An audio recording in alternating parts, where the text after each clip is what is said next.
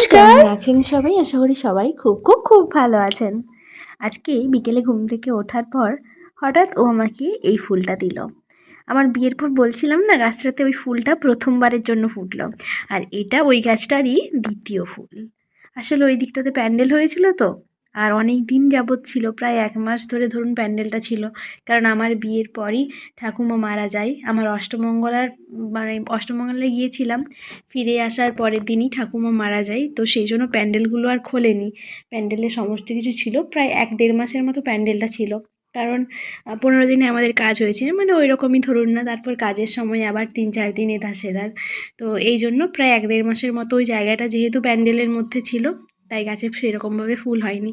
আর এটা যেহেতু গাছের দ্বিতীয় ফুল, ও ভেবেছে প্রথম ফুলটা আমি দেখিনি আমাকে, তাই জন্য বিকেলে এনে দিল। কী যে খুশি হয়েছিলাম ফুলটা পেয়ে, বলে বোঝাতে পারবো না।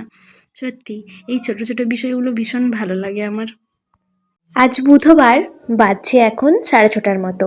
আমি ঘুম থেকে উঠে গেছি, আজকে একটু তাড়াতাড়ি উঠলাম কারণ আজকে মেদিনীপুরে টিউশন ছিল। আমি আজকে অনলাইনেই পড়বো, বাড়িতেই আছি কারণ একটু ঠান্ডা লেগে গেছে আজকে। কয়েকদিন যাবৎ সকালবেলায় বেরিয়ে যাওয়া হচ্ছে, আর বাইকে গেলে তো একটু ঠান্ডাটা লাগবেই বলুন না। যদিও মানে ভিতরের ওয়েদার একরকম আর বাইরের ওয়েদার আরেক রকম।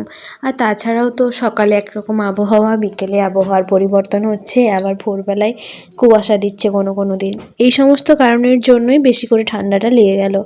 যাই হোক, ঠান্ডা ভালো হয়ে যাবে আশা করি। এই যে এখন ভয়েস ওভার দিচ্ছি, এখন মাঝে মাঝেই ভীষণ হাঁচি হচ্ছে। যাই হোক, চলুন আমি আমার ভিডিও শুরু করছি। আজকে সকালবেলায় এখন আমি চা খাচ্ছি, বাবাকে দিয়ে দিলাম, ওকেও দিয়ে দিয়েছি।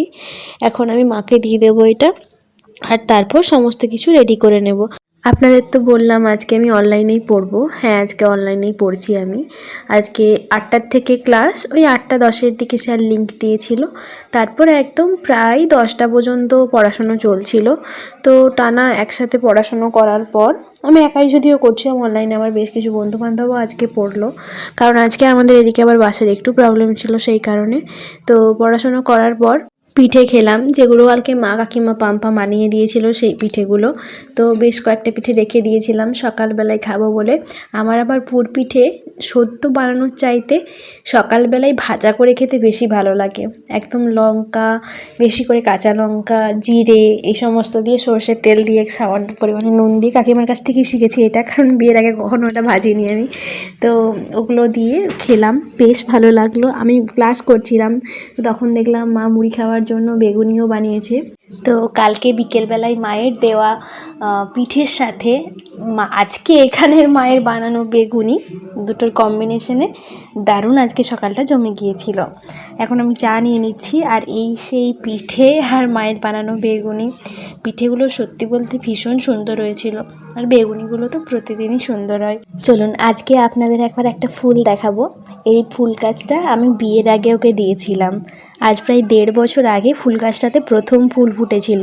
যখন ফুল গাছটা কিনি তখনই একটা ফুল ফুটেছিল, আর 1.5 বছর পর আজকে আবার ফুল ফুটলো।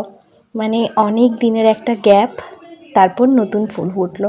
এটা একটা ভালো জিনিসেরই সূচনা করছে, কারণ অনেক দিন প্রতীক্ষার পর এই গাছটাতে ফুল হচ্ছে।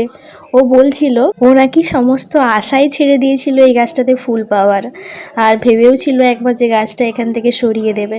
আর অন্য একটা দেখুন গাছ আছে, এই গাছটাতে ফুল হচ্ছিল না বলে এই যে এই গাছটা আবার লাগিয়েছিল। এই যে লাল লাল ফুল হয়েছে, আপনাদের দেখাই দাঁড়ান একবার গাছটা। এই যে এই লাল ফুলের গাছটা লাগিয়েছিল, আর ও বলছে দেখাও এই গাছটাতে বেগুন হয়েছে। আর এই যে একটা ছোট্ট রকম গাছ আছে, এটাতে এইবারেই প্রথম বেগুন হলো। আজকে রান্না হয়েছিল ডিমের তরকারি, আর হয়েছিল পালং শাক, আলু, শিম দিয়ে একটা তরকারি, ডাল, আলু মাখা, চাটনি, এই সমস্ত কিছুই হয়েছিল আজকে। আজকে বিকেলবেলায় একটু ঘুগনি বানালাম, মাংসের ঘুগনি, রুটি দিয়ে রাতে খাওয়ার জন্য। তো আমি প্রথমেই প্রেসার কুকারে আলুগুলো, কলাইটা সমস্তটাই দিয়ে দিলাম সেদ্ধ করার জন্য। বেশি নয়, একটা সিটি দিয়েছিলাম জোরে, তারপর ফ্লেমটা একদম কমিয়ে দিয়েছিলাম। তো কমে একটা সিটি দিয়েছিলাম, মোট 2টো সিটি আমি দিয়েছি এখানে। যে কলাইটাও একটু ধুয়ে নিচ্ছি, এমনিতে 2বার ধুয়েছি, আবার আলুর যে জলটা ছিল সেটার মধ্যে আরেকবার দিয়ে ধুয়ে নিলাম। চলুন এরপর 2টা সিটি দিয়ে দেব। তার আগে আমি মশলাটা রেডি করে নেব। মশলা বলতে মাংসের যে মশলাগুলো হয় আমি এখানে সেগুলোই দেব শুধু। প্রচুর পরিমাণে কাঁচা লঙ্কা দেব। এখন একদমই গুঁড়ো লঙ্কাটা সেভাবে খাওয়া হচ্ছে না, তরকারিতে যতটা সম্ভব কম ব্যবহার করার চেষ্টা করছি, কারণ গরমটা তো আস্তে আস্তে পড়ে যাচ্ছে। এরপর কাঁচা লঙ্কাটা খাওয়াই ভালো হবে। দিয়ে দিলাম আলু এবং কলাইটা।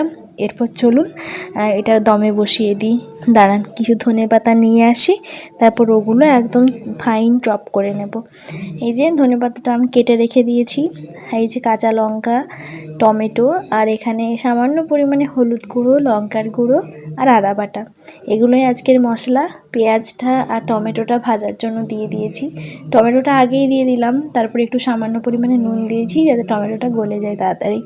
চলুন মশলাটা আমার কষতে থাকুক। পরেই আমি ধনেপাতাটা অ্যাড করে দিয়েছি। ধনেপাতাটা এই সময় অ্যাড করার কারণ একটাই, ও তাহলে সেইভাবে বুঝতে পারে না যে ধনেপাতা ব্যবহার করেছি। বুঝতে পারলে তো না হলে খেতে চায় না, একদমই পছন্দ করে না ধনেপাতাটাও। তবে এখন আমার জন্য অনেক সময় খেয়ে নেয়, কারণ কত আর আমাকে বলবে, আমি তো ধনেপাতা অ্যাড করবই। আর ও খেয়ে নেয়, আর সেরকমভাবে কিছু বলে না, কিন্তু আমি চেষ্টা করি যাতে ও না বুঝতে পারে সেভাবে রান্না করার, কারণ বুঝতে পারলে খেয়ে সেভাবে তৃপ্তি পায় না।